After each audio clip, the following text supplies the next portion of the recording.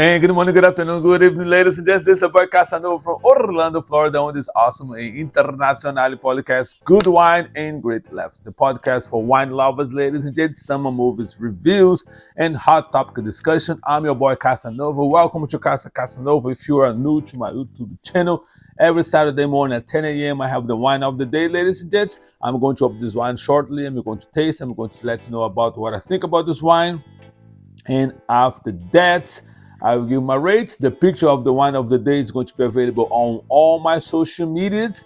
And after that, I come with the topic of the day. The topic of the day is always topic that can affect our lives directly and indirectly, ladies and gents. And during the summer months, what I do is the summer movies reviews. During the months of June and July, I go to movie theaters. I check all the Amazon Prime, Netflix, whatever, all these platforms that come with the new movies during those months. Summer month, I do a movie review. So if you like the wine, if you love some movie reviews, and if you love hot topic discussion, this YouTube channel is for you. If you like the work that I do, I'm asked for only 3 things, ladies and gents. Click on the subscribe button. Share this link with at least 5 people that you know, and subscribe to my YouTube channel. Appreciate it. Click, subscribe, like, and share with at least 5 people you know. I appreciate your support. All right, ladies and gents. And today is November the 8th, 2025. And the weather here in Orlando is going to be mostly sunny skies, with mostly sunny skies. Highs of 87 and lower of 69 degrees, ladies and gents. And before I start talking about the topic of the day, with some popcorn here, I'm talking about the wine of the day, ladies and gents. This is another wine from Portugal. It's called the 80s. All right, okay, it's in the back. All right, according to the label in the back, ladies and gents, say that here, it is vinho verde, green wine. That's what they say here. It's a rosé wine. And you say here, this wine celebrates the fantastic 80s, the decade where one was naturally happy. Let's see, there's no wine recommendation right here. Once again, it's a product of Portugal. I believe the vinho verde, that's a map from Portugal here. There's a region on top, north of Portugal, vinho verde. That means green wine. That's it right here. That's what I would say. There's a stamp of warranty right here. And alcohol percent of this wine, ladies and gentlemen, is 9.5. 9.5. Full. That's a disco right here. That's nice. LP. No, not disco. It's a LP. Disco is in Portuguese, but LP. Those that are old enough know what I'm talking about. Talk about the albums back in the days.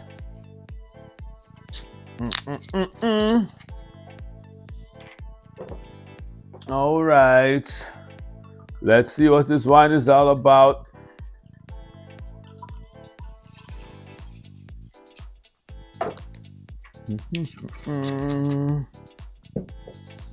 The 80s. All my childhood was that end of the 70s, beginning of 80s.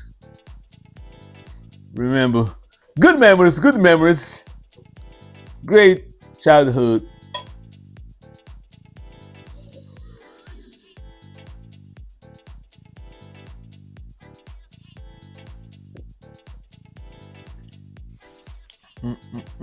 I'm taking a bite of something right here.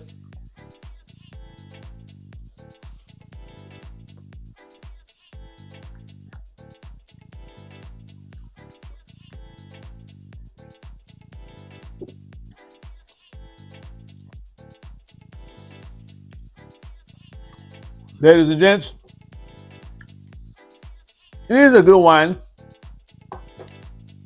but to be honest with you, brushed my teeth this morning, and I ate some to change the taste. So, to be fair with this wine,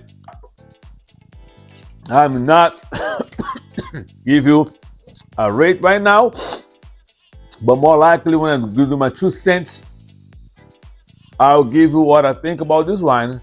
Because like I say, I recently brushed my teeth,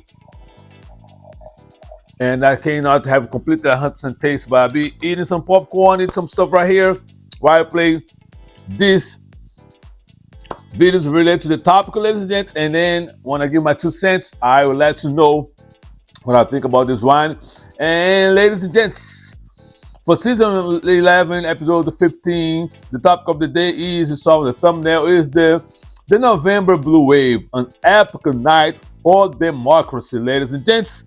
And I'll say, I know you're watching the news during this week, so let's play these videos right here, because there is hope, ladies and gents. That's what I'm going to say. There is hope for what's coming to America. In this shit show, in the fuck factory that we're going through right now. All right? So enough talking. It is showtime.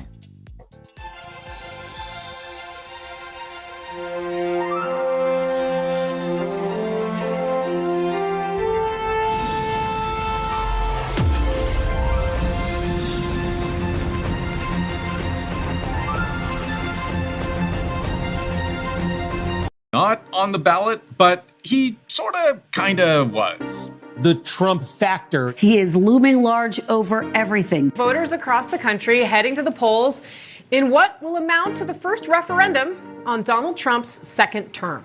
November 4th was election night in America. Not a presidential election, because we had one of those last year, but the first major elections across the United States since the election that put Donald Trump in power.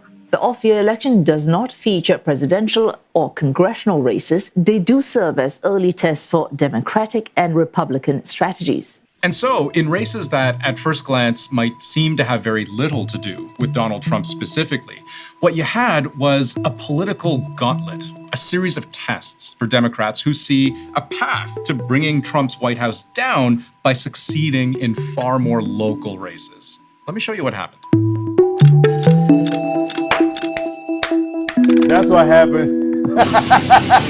And we have some actual votes coming in from the Commonwealth of Virginia. Spamberger is 2,609 votes ahead. For Democrats hoping for a big night, Virginia was always going to be the first real test, a race for the governorship, but also a race against history for Republicans.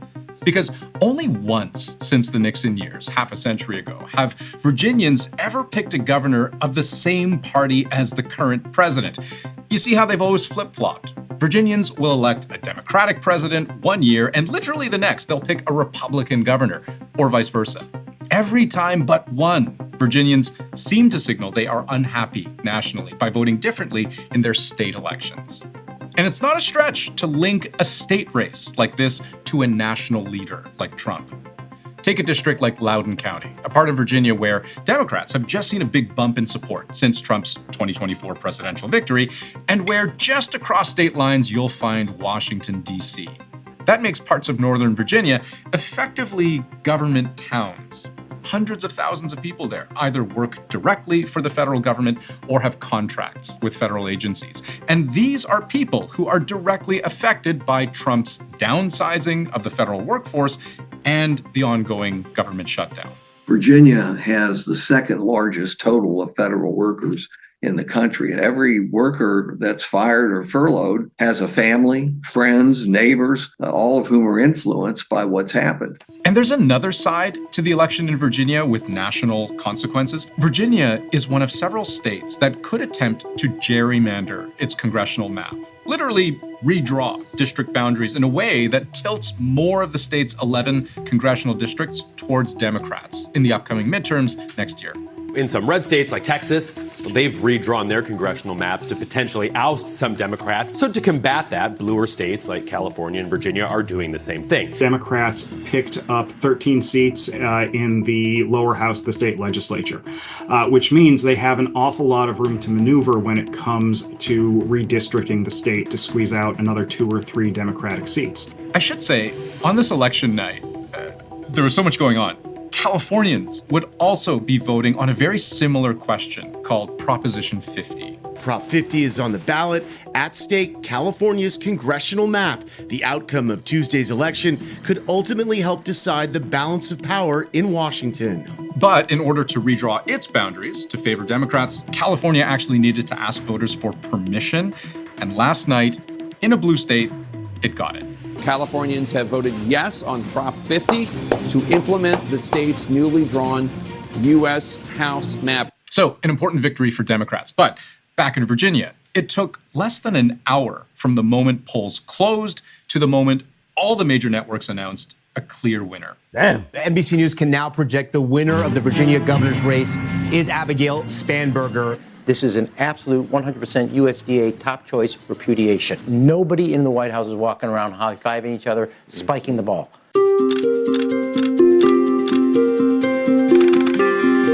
That's a big lead. Don't expect it to stay that wide because the votes that we're seeing coming in so far are in the blue urban Democratic areas. If Virginia was a race against history for Republicans, this time around, New Jersey was going to be a race against history for Democrats, looking for an incredibly rare three-peat. Not since the 60s has any party won the governorship in New Jersey 3 times in a row. And leading up to election night, Republicans had at least 2 reasons to think Democrats would fall short. In the 2020 presidential election, Biden clobbered Trump here, winning by almost 16 percentage points. But in 2024, that lead shrank in a big way, down to just 6 percentage points. That was the best result Republicans have seen there in 30 plus years. So maybe there's a window for a breakthrough. That's reason number 1. But the second reason, look at how close the last gubernatorial race was in 2021. Much tighter margins there too. Except on this night, election night, November 4th, not tight at all. Democrat Mikey Sherrill is in the lead with 64% of the vote. Coming into this night, one of the questions was whether or not Mikey Sherrill in New Jersey, if she won, would she win by a couple of points? Would it be under 5? And would that be considered as a decisive win? Yeah. I mean, that is so not even close to the conversation right now. But you know what was the question? As with the Virginia race, exactly how much of this contest had to do with the candidates for governor and how much had to do with Donald Trump?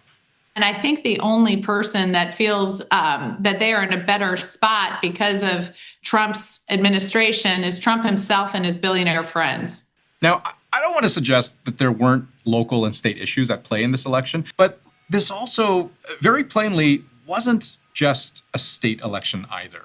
MAGA's coming for New Jersey with Trump-endorsed Republican Jack Ciattarelli.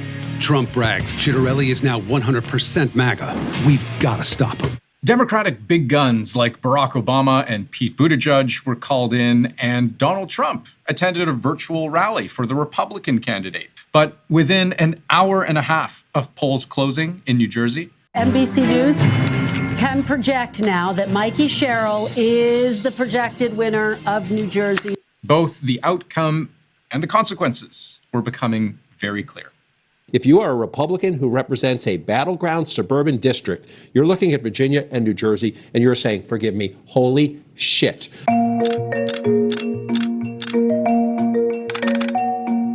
And significantly, Mamdani does have, at this early hour, more than 50% of the vote. The race to become New York City's next mayor was always going to be the marquee contest of the night. It is, in a big way, because of the city and the candidates themselves. New York City is the largest city in America, a cultural and economic keystone. And this election in particular was unlike what most New Yorkers alive today have ever seen in their lifetimes. His relentless focus on making the city affordable, talking about things like free buses and rent freezes really seem to resonate with voters. A win for Zoran Mamdani would make him both the youngest mayor New York has seen in more than a century, and also its first Muslim mayor. He also calls himself a democratic socialist, running on promises of universal childcare, freezing rent, making public transit free, hiking taxes on the rich, even a plan to set up a chain of city-owned grocery stores that would set prices lower than the private sector competition. Every politician says New York is the greatest city on the globe. But what good is that if no one can afford to live here? And leading up to election night, Mamdani was the clear frontrunner. Winning young voters 75%, winning the black vote by 15 points. 52% for Mamdani. More than 2 million New Yorkers have voted. That is the most since 1969. This, by the way, is despite Donald Trump's efforts to undermine him, both directly through Truth Social posts like this, calling any Jewish person who votes for Mamdani a Jew hater and stupid person, and calling Mamdani himself a communist. His record, a complete and total failure. But also this indirect threat of withholding federal funding if municipal voters don't vote the way Trump tells them to vote. It is highly unlikely that I will be contributing federal funds other than the very minimum as required to my beloved first home because of the fact that as a communist, referring to Mamdani there, this once great city has zero chance of success or even survival. Trump really does see federal dollars as largesse that he should be able to distribute according to his whim. So I don't doubt that he will try to find places where he can cut funding to the city of New York. But for Democrats watching from Congress, Mamdani's momentum also raised a very important question about what it even means to be a Democrat in the era of Donald Trump. He's the leader of the Democratic Party? Let's swear. There is no. Who is the leader? Can someone tell me? So the Democrats heading into 2025 were kind of just like this broken party, desperate for any sources of inspiration. I think they're looking for him as really the transition baby for the next generation of Democrats and the next generation of a winning formula for the Democratic Party. And this question has driven a real wedge through the political left because on the one hand, you have a much more progressive and in a lot of ways much more combative flank in people like Alexandria Ocasio-Cortez and Bernie Sanders pushing for large-scale change and backing Mamdani. No, we will not accept an oligarchic form of society where a handful of billionaires run the government.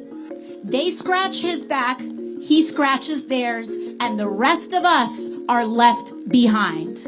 Then you have the more centrist incrementalists like Senate Minority Leader Chuck Schumer, House Minority Leader Hakeem Jeffries, the former who at no point endorsed Mamdani, and the latter who only did so very late in the game and only after weeks of questions and demands from the party's base. Since the 2024 election, the Democrats have kind of been wandering. What's the message that they need to put together to hold together lots of different parts of their party? Because the Democratic Party is less cohesive and less, let us say, disciplined than the Republican Party. I've seen the Democrats described as, right now, looking for their way out of the political wilderness, a party licking its wounds. It's possible, not just Mamdani's win, but his convincing win.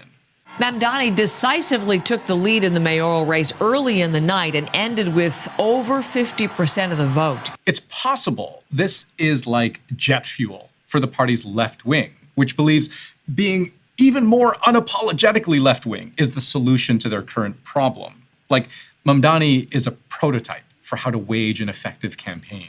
If anyone can show a nation betrayed by Donald Trump how to defeat him, it is the city that gave rise to him. And I think if you look at the, Bernie AOC faction of the Democratic Party, they're going to point to Mamdani and say, this is our vindication. When you say, socialism doesn't work anywhere, these kids say, capitalism's not working for me. Somebody's got to do something to help me.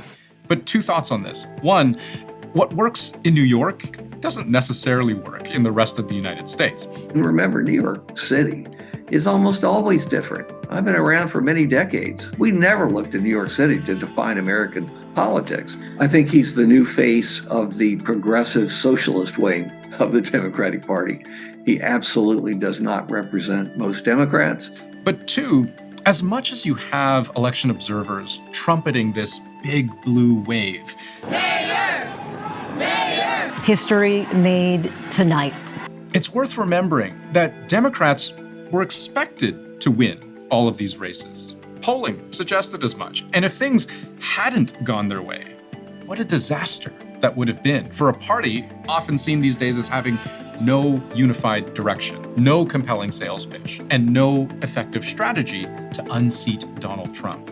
They don't control the presidency. They don't control either of our chambers of our legislative branch. It's a majority on the Supreme Court, and they seem to be favoring Trump. So it's that combination of, I'll call it, lack of positions of power and lack of a message that really puts the Democrats in the position that they're in right now. So it's hard to see these election wins as putting Democrats in a clear position of strength. But right now, they may be willing to settle for simply hope.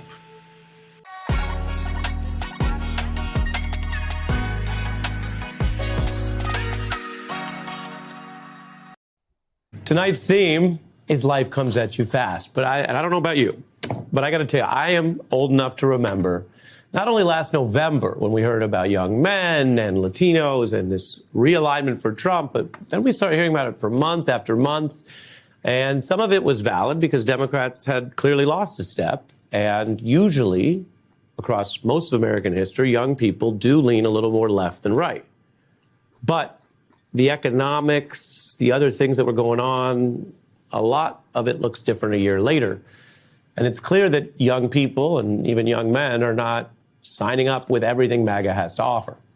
Look at the shift. New York City is, of course, a liberal place, but young voters turned out in droves, not only for now Mayor-elect Mamdani, but they turned out in higher numbers, meaning they changed the entire electorate and made it a higher turnout race.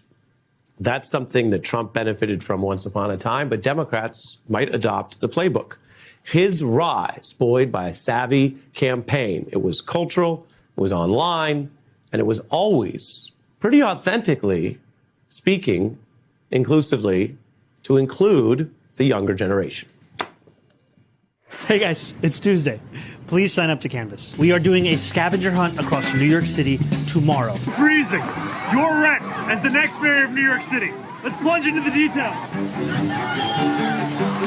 It's not just a question of who's on the ballot, but what's on the ballot. Take the most expensive city in the United States of America and make it affordable. If you're a young New Yorker, it's easy to feel like your voice doesn't matter. Politicians don't take you or your concerns seriously.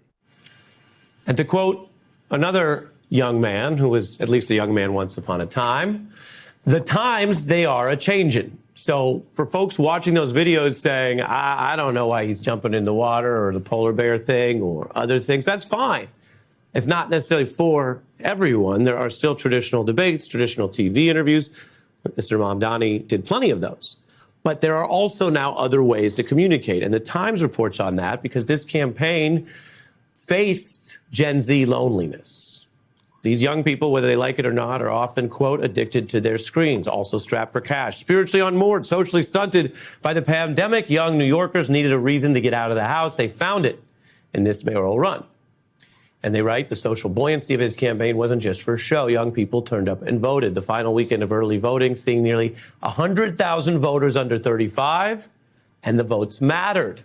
Early election polling shows 78%, I mean, that is bananas, of people in their 20s voted for Mamdani. And again, a point we showed you earlier in the week, Cuomo, who has a history in Democratic politics and with this city of New York and the state of New York, of course, he still won all voters over 45. There are other years where the turnout universe is more older voters. And in a year like that, Cuomo might have won.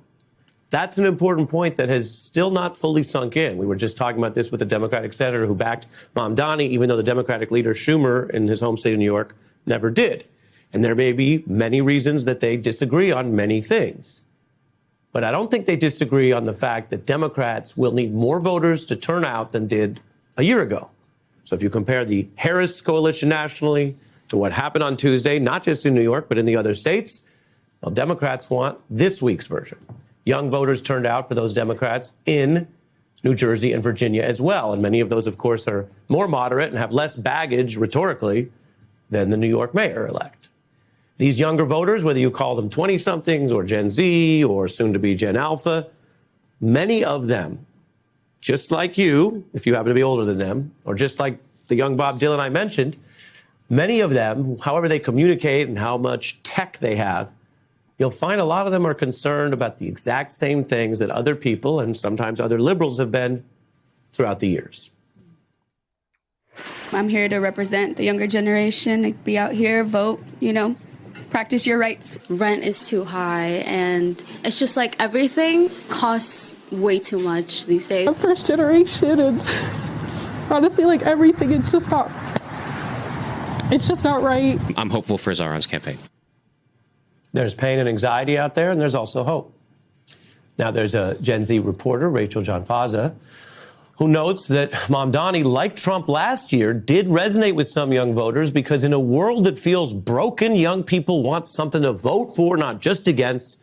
To resonate with Gen Z, you need a clear vision for the future. If this election proves anything, it's that listening and truly understanding where your community is at is key. What happened? So when you look at the data from the exit polls from Tuesday night, my glaring takeaway is that the story of the night was young women. Mm-hmm. And on the whole, young voters, yes, backed the Democratic candidates. But we know that this gender divide exists, and Democrats did perform better with young men than they had in 2024. But the margin by how much young women supported the Democratic candidates as compared to young men is stark. That's my main takeaway. Yeah, I mean, it's funny because we spent so much time with these young men going to Trump and the story of young men going to Trump.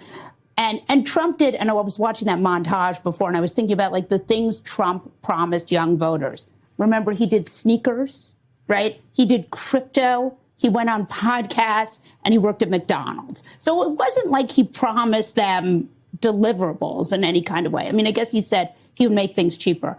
But I do think the affordability message resonates, especially in a country that has so much inflation. Well, and in fairness, he did promise them gold sneakers. You just had to buy them. Right. As with so many Trump promises. Right. I want to show the headlines, though. I take your point on women, and Democrats have historically done better there. But young men did go towards Trump in 24. And maybe, as I mentioned, maybe it was overhyped. But you had the manosphere, you had the podcasts, why Gen Z embraced Trump. They were talking about it months later. That's a March headline from the Journal. You turn to these races, and again, not just in New York City, where it was 67%, so that was especially high. But the Democrats in these other states, this is a majority of male voters under 30. Yeah. So I've written these headlines about young men and Trump, and this was a very real thing in the 2024 election. But I hold listening sessions with groups of young people across the country, and what I'm hearing from young men is that they're really frustrated by their economic situation right now. They were also frustrated by it in 2024, and at the time, Trump promised that he was going to fix the economy and make it better, and, we are now, a year later, and that's not the case.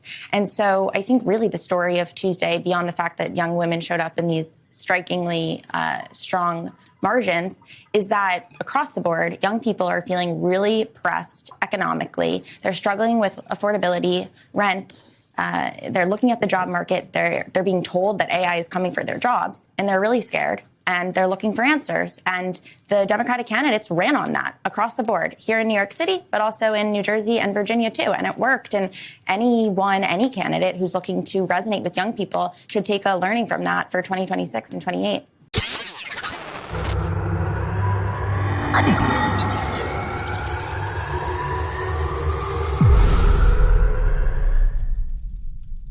Tuesday's general election saw Democrats post big wins across the United States. In California, voters passed Proposition 50, approving a new congressional map that could help Democrats pick up 5 additional congressional seats in a move to counter Texas's redistricting effort to help Republicans gain 5 House seats. In New Jersey, Democratic Congressmember Mikey Sherrill won the governor's race, defeating Jack Ciattarelli.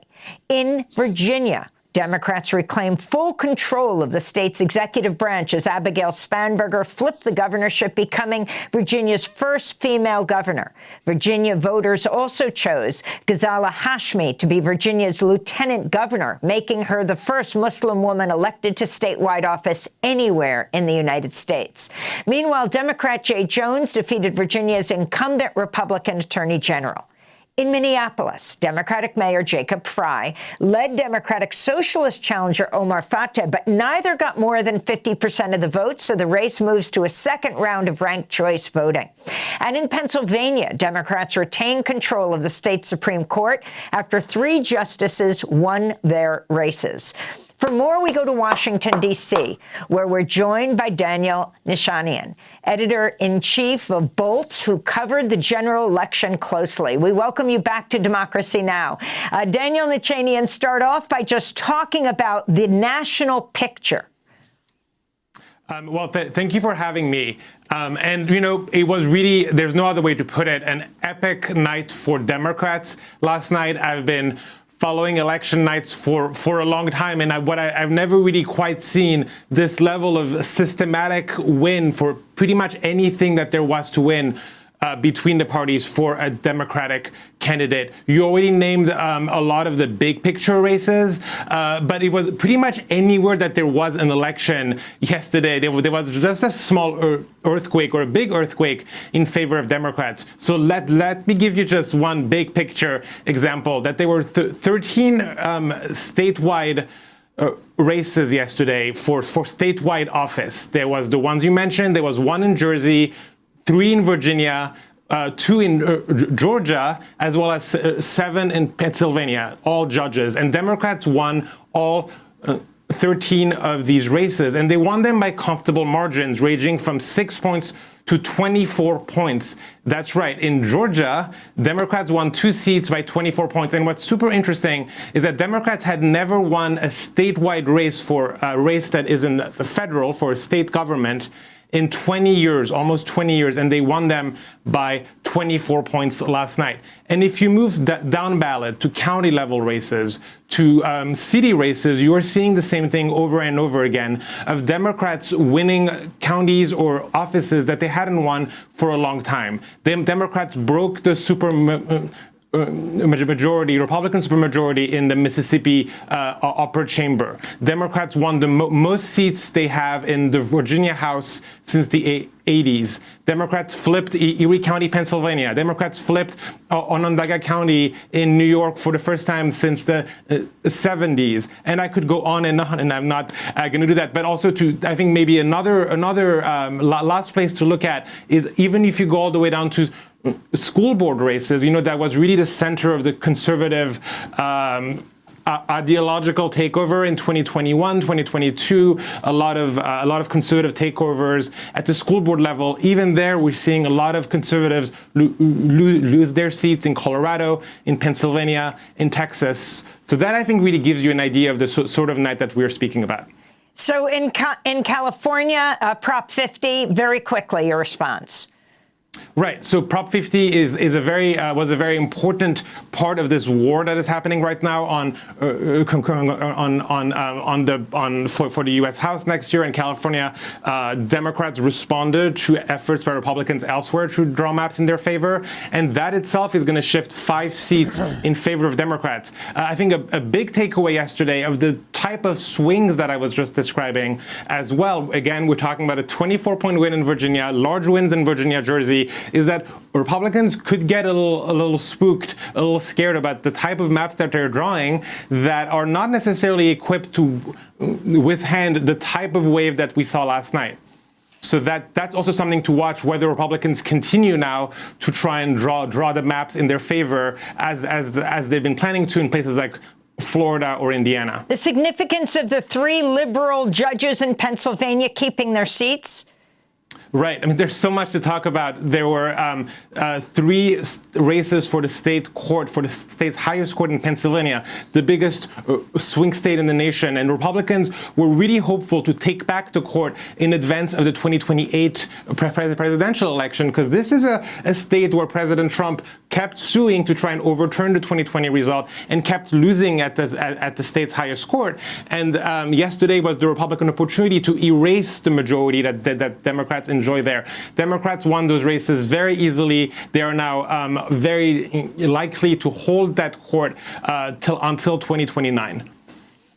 And in Minneapolis, now the neither candidate, the mayor, Frey, or Omar Fateh, got 50%. So explain what happens right now between Jacob Frey and Omar Fateh. It's ranked choice voting.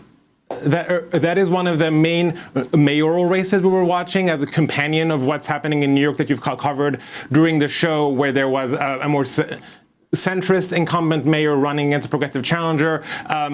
In the first round of voting, there's about a 9 percentage point gap, something like that, between Frey, who's ahead, and Fateh, who's second. But now we move to a ranked choice voting. Their third, fourth candidate that got a large share of the vote. And a lot of them are aligned more with the left, with Omar Fateh's campaign. So we could see a very tight election when the ranked choice is run at some point, I think, in this afternoon. And it's significant. He is called Omar Fateh, the Mamdani of the Midwest, but of Mamdani himself. And President Trump saying overall, he wrote, Trump wasn't on the ballot and shutdown were the 2 reasons that Republicans lost elections tonight. He refers to himself in the third person. The shutdown and that he himself wasn't on the ballot.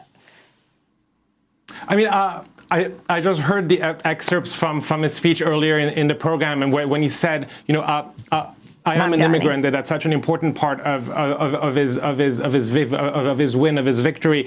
And that was very striking, first because of the Islamophobic campaign that really was ran against him in the final weeks of the campaign. Also because, as you mentioned a few minutes ago, there was the first Muslim woman to win a statewide office anywhere in the country. That really stands in parallel as a companion result, given that context. But also because we saw the topic of immigration and ICE, and obviously Trump's agenda around those issues, be very important around the country. Just as one example, the Republican nominee for governor.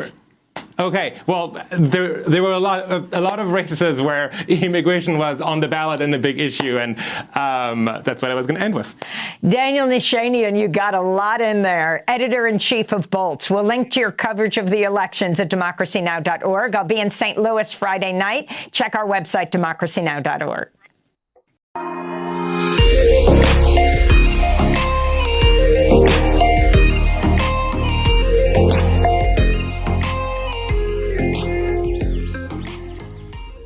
You got a couple of New Yorkers over here with James Baldwin and Harry Belafonte. People are from Jamaica. But as I look at Idabelle Wells Barnett over your shoulder, I think about the fact my man Travis Armstrong just texted me from Mississippi, said that Teresa Gillespie Isom won the Mississippi 2nd.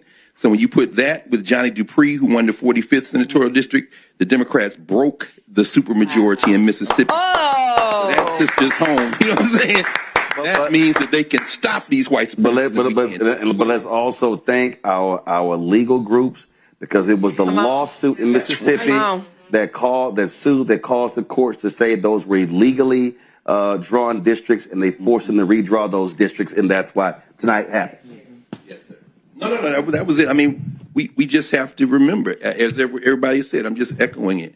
We will win. We just got to stay on the path. I just saw this tweet here from Carolina Forward. There is just no Republican enthusiasm down in Mecklenburg at all. That's in North Carolina. All the candidates flopped. Democrats are crushing it. Again, that's in Mecklenburg, Mecklenburg County, where Charlotte is, and that's going to be the precursor to next year. And give it up for that sister in Charlotte, Vi Lyles. How bad? She won with 70.25% of the vote. Wow. And she beat the Republican Terry Donovan, who got 25.75. So she won there. And so, again, this is what happens, again, when folk turn out. So what's the point of all of this? I said this last year. You cannot fixate on 4 years from now. You can't fixate on 2 years from now. You got to focus on what's next. And what we saw tonight is what happened when people actually give a damn, mobilize, organize, and they vote based upon issues. They don't whine and complain and say, I'm going to sit out, things along those lines. They recognize that somebody is going to win. So it's going to be your side or their side that's going to win. And then we see what happens. My issue is not, I don't despise Republicans, but I hate MAGA and I hate their agenda. And what they are doing is they are attacking black people. They want to defund black America. They are attacking black mayors. They're attacking black elected officials. They want to wipe out with that callous decision. We know the Supreme Court is going to come down. They want to wipe out anywhere from 12 to 30 members of the Congressional Black Caucus. And what I keep saying to black people is that even if they wipe out a lot of these seats and they start moving us around into other districts, if we vote our numbers, they lose even in those districts. As if we put our numbers. Let me also be clear. There's no such thing as gerrymandering in state elections.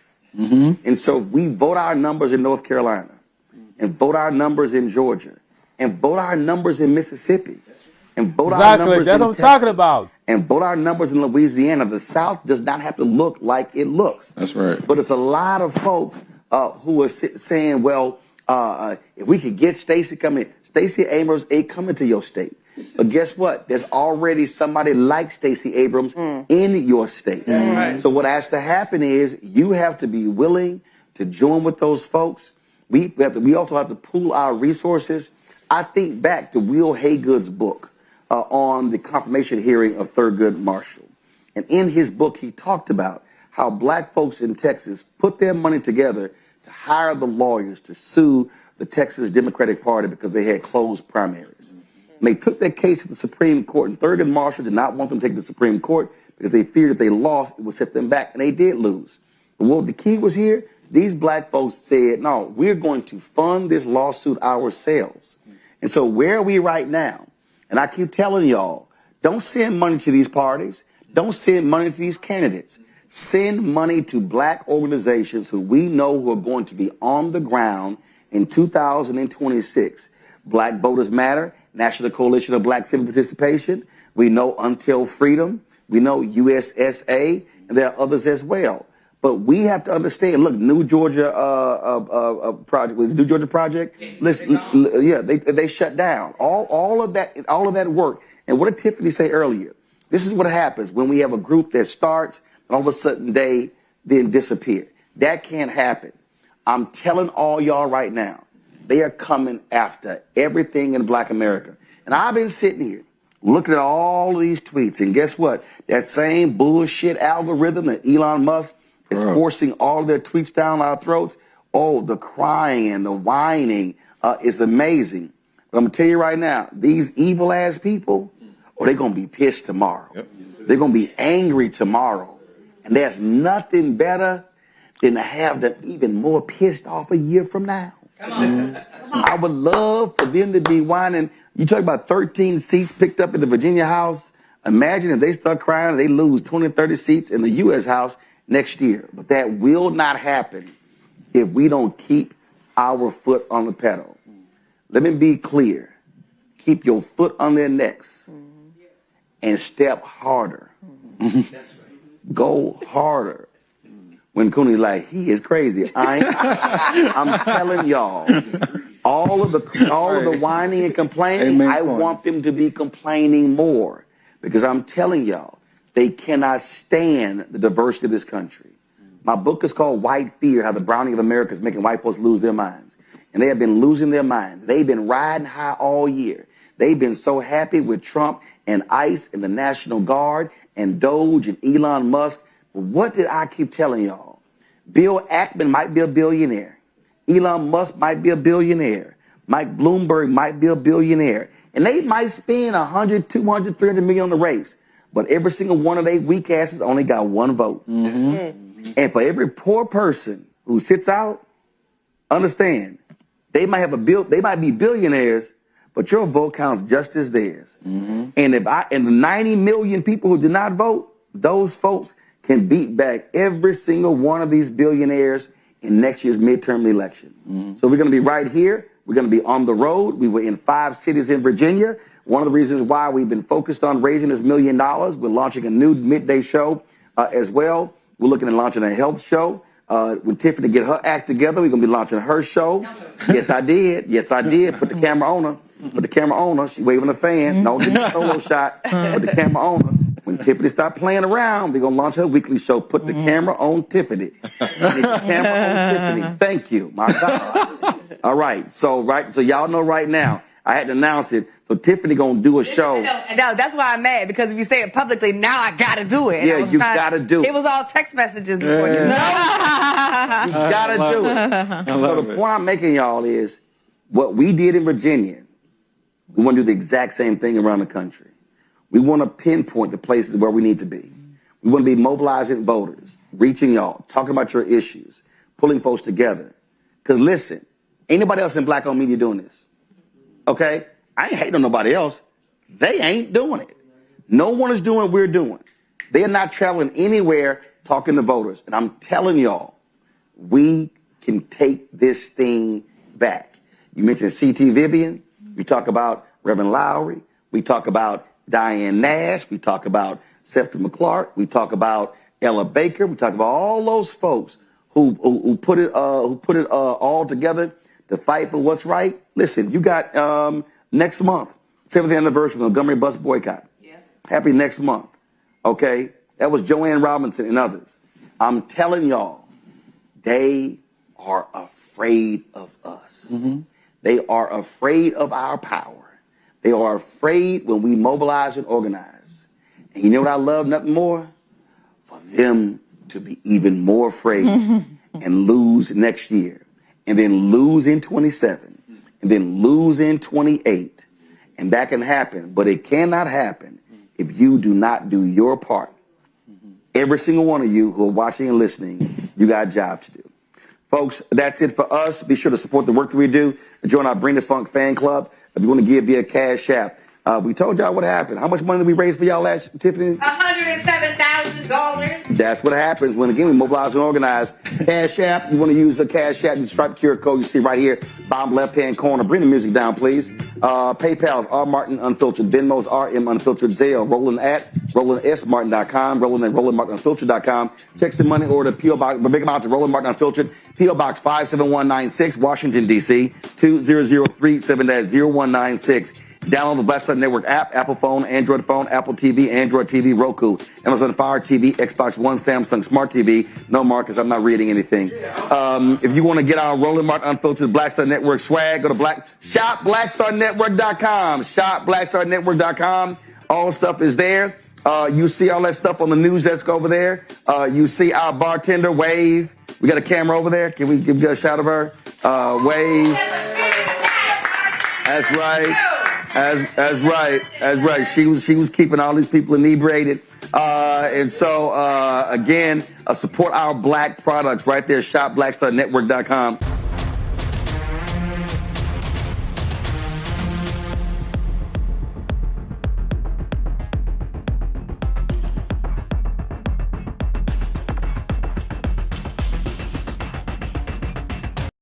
And ladies and gents, as you watch those videos with me, I'd like to give credit to CBC News, the MSNBC, Democracy Now!, and my man, Roland Martin Unfiltered, ladies and gents. Oh my God, it was, like I said, ladies and gents, there is hope. There is hope for a better place for everybody. You know what I'm saying? And one thing that I want to notice, because that was a very clear example of how racist Trump is. He did not endorse the black lady that was running on the on the Republican ticket for governor in Virginia. Okay, so for all those idiots, black people, Hispanic people, any minority group that believes that Trump cares about you, that was a perfect, clear example that he doesn't give a damn about you. If you're not white, and if you're not wealthy, and if you do not give any money or Trump can get anything from you, he doesn't care about you. Period. That was a clear example. She tried to make some comments, everything else, and this man, he said a little bit about the candidacy, about the election in Virginia for governor, but he did not embrace her in any type of way.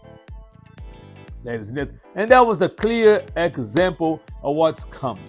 And I agree on the last video, if all minorities get the act together and poor white people join our cause, you have a chance to change this country for everybody. Now, you can say whatever you want to say. My personal opinion is that I said that before. I do not mind paying my share of taxes if I know my taxes are being used to the better and good for everybody. Better roads, better schools, lower cost of rent, food, gas, anything that you have that we need to survive. As to me, my personal opinion is the government's job to make our lives better and easy for everybody. Now, when it comes to a party, there's the Republican Party, that all they are concerned about is vote for those that contribute to their campaign, give them money, use your vote, tell the lies like Trump said, their lies to get your vote, asking the Cubans for Trump. Are you vote for Donald Trump? A lot of them have been ejected out of this country, deported. Even the lady that was singing in the song, her husband got kicked out. And that's videos of her that she was in the court now crying, injusticia, it isn't just. No, Tiger, you are reaping what you sow right now. And for all those people, and I told before, the majority of people, they are being hurt hardly about this SNAP benefits not being kicked out of their accounts, rural hospitals being closed. Now the cost of health insurance, that's probably going to go high, way higher, and it's white poor people. And for all the black people, I said before, these people in Mississippi, Alabama, they have the majority of people are minorities. You guys need to get together, register to vote, and listen to some people in your region. They are running to be elected official, any capacity, local, state, or federal, and vote for them because they have the best interest for you and your family. I said that one time, I said that again. The Republican Party doesn't care about nobody unless you're white, wealthy, and can give money to their campaign so they can make more money. People are struggling and have all these issues in America. Meanwhile, Trump has a party on his Mar-a-Lago with all these wealthy donors. So, if you're still blind, the evidence and the science are clear for everybody. There's a clear understanding. But if you still want to support Trump and the MAGA side of the Republican Party, I'm here to drink the MAGA tears. That's why I say there is hope, because there was just a sample of what is coming. That was a big wave. Hopefully in 2026, next November, it's going to be a tsunami. And I don't want to hear nothing about the Republicans say, they are changing the maps, gerrymandering the maps. Oh no, Tiger, you're the one that start this nonsense all the time. So what is good for the goose is good for the gander. Go ahead and go play in the same level. And I want to see more candidates such as AOC, Jasmine Crockett, I believe it's Mark Frost right here in Florida, There's another gentleman that's from Florida. He's a Jewish name, Moscovite, something like that. He's in Florida. They are fierce, and they are straight to the point. You know, that's what the Democrat Party needs. More warriors, more people that fight for the people. So as long as they're doing that, they have my full support, because I truly believe that society could be even better. So I don't want to hear nothing about any Republicans talk about, oh, this is socially okay. Trump could give $40 billion for the president of Argentina that wants to be just like him. Meanwhile, you are struggling. Look at your bills.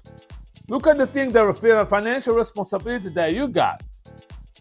So if the government can give money to foreign allies, or give money for Israel to kill a bunch of innocent children, why not the government should give money to you that is pay your taxes to help your life be better? I have no problem if the government has $40 billion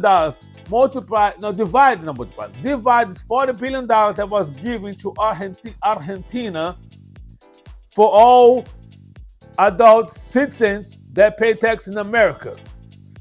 And probably it would give more than $2,000 a month for each individual American citizen that pay their taxes.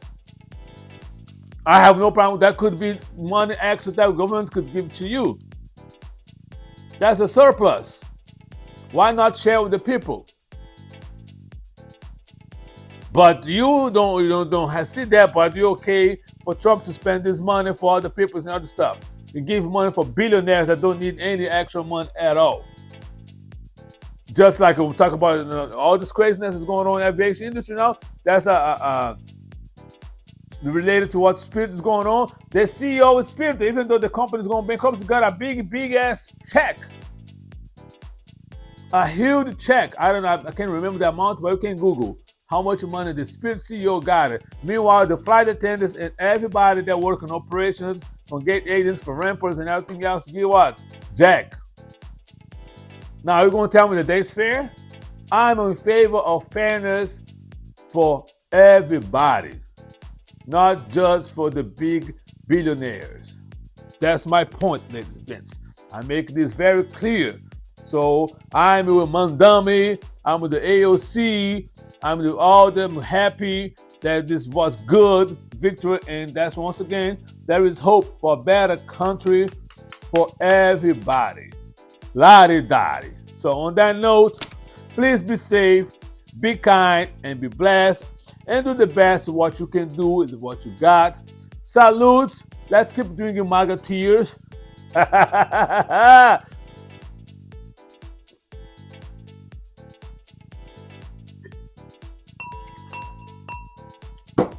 And I'll see you next Saturday with another awesome podcast episode. If you like the work that I do, ladies and gents, once again, please do me a favor. Right now, click on the like button. If you're not subscribed to this YouTube channel, subscribe. Click on the notification button so every Saturday morning, once the episode has been launched, you're going to get alert. And please share this video, this episode, or any other episodes that you like it with at least 5 people you know. All right? Appreciate your support, and I'll see you next Saturday. Holla!